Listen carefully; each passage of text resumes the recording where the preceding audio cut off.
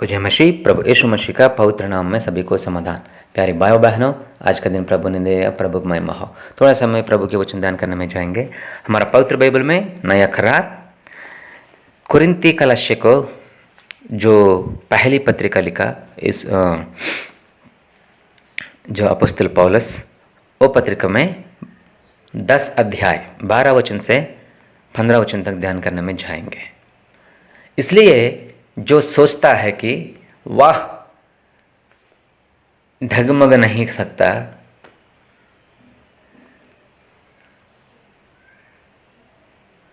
सतर्क रहे कि कहीं गिर ना जाए। मेरे भाइयों बहनों, इधर यीशु मसीह जीवात्मा की आत्मा और जीवित की वचन तुझसे मुझसे बात कर रहा है।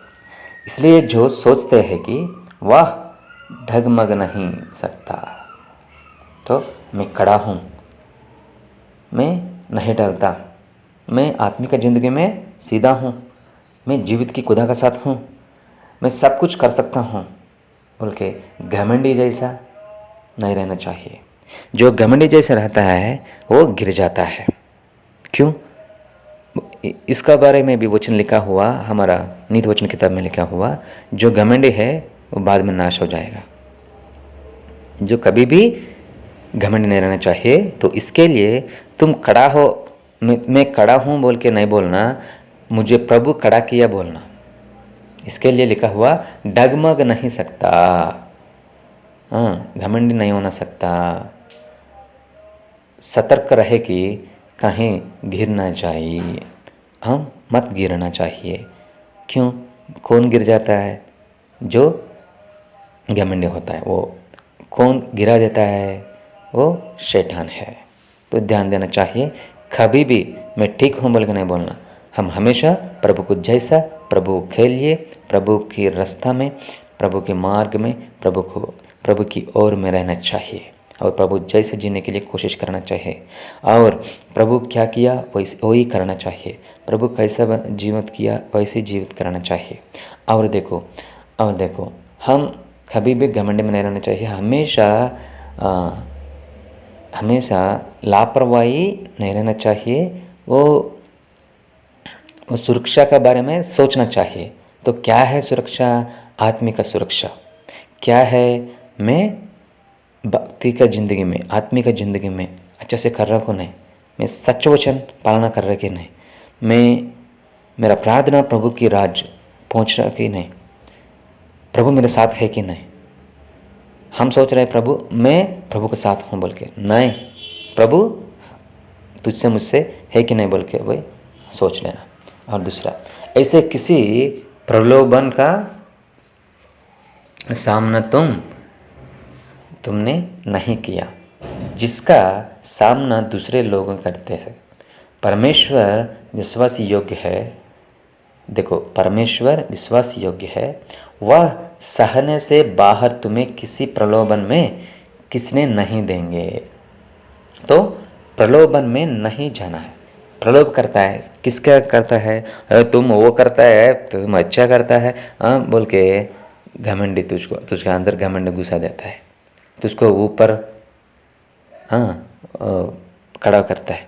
हम क्या करते हैं? ऊपर जाएगा, नीचे नहीं देखेगा, तुरंत उससे नीचे गिर जाना पड़ता है। तो कभी भी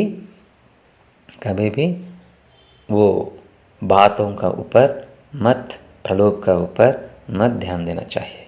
जो लोग प्रलोभ कर रहा है तो कुछ तुझको खतरा कर रहा है बोल के ध्यान देना है। थालियाँ मार के तुझको ऊंचा कर रहा है तो ध्यान देना है, तुम फिर गिर जाना पड़ता है बोल के। तो हमेशा उस पर ध्यान देना चाहिए। और प्रभु भी उतना परीक्षा ज़्यादा नहीं करेगा, तुम कितना सहन सकते उतना करता है। बाद में तुझको उससे पार होने के लिए भी रास्ता दिखाता है। तुम पूछना, प्रभु मुझे यहाँ से निकाल दो, प्रभु यहाँ से मुझे भगा दो, प्रभु यहाँ से मुझे दूर कीजिए बोल के हम प्रार्थना किए तो तुरंत प्रभु ने रास्ता खोल देगा, वहाँ से हम भाग जाए। कोई तुझको ऐसा परीक्षा कर रहे समय में तुम पाप करने की मौका मिला तो तुम तुरंत वहाँ से भाग जाना। तेरा आँख कुछ गंदी देखने के लिए प्रलोभ किया तो तुम तेरा सिर फिर देना, पलटी करना। और कोई तुझ पर आएगा तो चलो पाप करेंगे बोले तो तुम तुरंत वहाँ से भाग जाना। उधर कोई बात नहीं, थोड़ा एंजॉय करेंगे, थोड़ा खुशी रहेंगे बोले तो तुम पाप में गिर जाएगा। क्यों? तेरा शरीर हमेशा पाप करने के लिए प्रेरित करता है, लेकिन पवित्र आत्मा भाग जाओ, मत पाप करना, मत पाप करो, मत पाप करो बोल के प्रेरित करता है और डांट देता है। जो पवित्र आत्मा की डांट को हम अंगीकार करना, जो पवित्र आत्मा डांट को मना करता है वो तुरंत नाश में जाएगा, पाप में गिर जाएगा, वो पाप से पकड़वाएगा, सीधा मर जाएगा, नरक जाएगा। तेरे लिए मेरे लिए यीशु बलिदान हुआ ना, जो बलिदान व्यर्थ हो जाएगा। प्यारी भाइयों बहनों, पाप से भाग जाओ, जो प्रलोभन से भाग जाओ, जो परीक्षा से भाग जाओ, प्रभु तुझको सुरक्षा में रखेगा। तो इसके लिए बोल रहा है, इसलिए मेरे दोस्तों मूर्ति पूजा से भागो। मूर्ति पूजा मतलब ये प्रतिमा की पूजा के बारे में मैं नहीं बात कर रहा हूँ। मूर्ति का पूजा मतलब जो हीरो का हीरोइन का हमारे दिल में रखवा देते हैं, और बच्चों के भी ज़्यादा प्यार करा देते प्रभु से, और माँ को पापा को ज़्यादा प्यार करवा देते प्रभु से। ध्यान देना, वो मूर्ति का पूजा से अलग होना चाहिए। मूर्ति पूजा से अलग होना चाहिए। मूर्ति क्या करते हैं? खड़ा होता है बस, कुछ तुझके लिए नहीं करता। लेकिन हम तेरे लिए मेरे लिए प्रभु यीशु मसीह जान दिया है, हमारा पापों से दूर किया है, कैसे जीवन करना है बोल के जीवित करके दिखाया है, और तेरे लिए मेरे लिए उद्धार दिया है। तेरे लिए मेरे लिए विनती कर रहे हैं प्रभु को, और तेरे लिए मेरे लिए स्वर्गराज में इंतजार कर रहे हैं, घर बनाने के लिए गया है, और फिर हम वो हमको लेके जाने के लिए फिर वापस आ रहा है दोबारा। यीशु फिर आ रहा है, हम तैयार रहना चाहिए, यीशु मसीह जैसे बदलना चाहिए। तो इसके लिए मूर्ति का पूजा से अलग होना चाहिए। मूर्ति तुझके लिए कुछ भी नहीं करते, हम सब कुछ करना चाहिए।